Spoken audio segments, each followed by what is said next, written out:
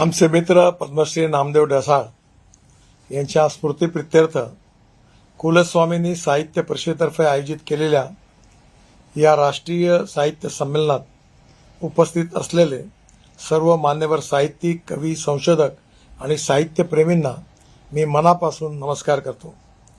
आज आपल्या सर्वांना नामदेव ढसाळ यांची आठवण होते आहे। मलाही पण त्यांचं सान्निध्य अनेक वर्ष मिळालं। मी विधिमंडळात असताना त्यांच्याबरोबर सहकार्याने काम करण्याची संधी मिळाली। अतिशय प्रखर विचारक, दलित, पीडित, शोषित समाजाबद्दल असणारी संवेदनशीलता आणि कळवळा आणि त्याच्या आधारावर त्यांच्या भावनात्मक मनातून जे शब्द साहित्याच्या रूपाने व्यक्त झाले ते त्यांचं अजरामर साहित्य। ढसाळांनी साहित्याला दिलेली भाषा ही प्रामाणिकपणा आणि विद्रोह या आपल्या समाजाच्या आत्म्याचा खराखुरा आवाज आहे हे त्यांच्या साहित्यातून सिद्ध केलं। त्यांनी जे शोषित पीडितांचा जो आवाज होता तो त्यांच्या साहित्यातून बुलंद केला।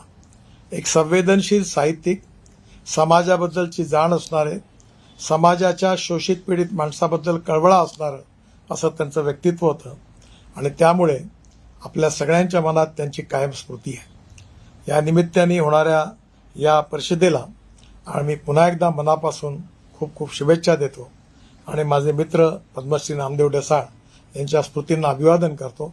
खूप खूप धन्यवाद। नमस्कार।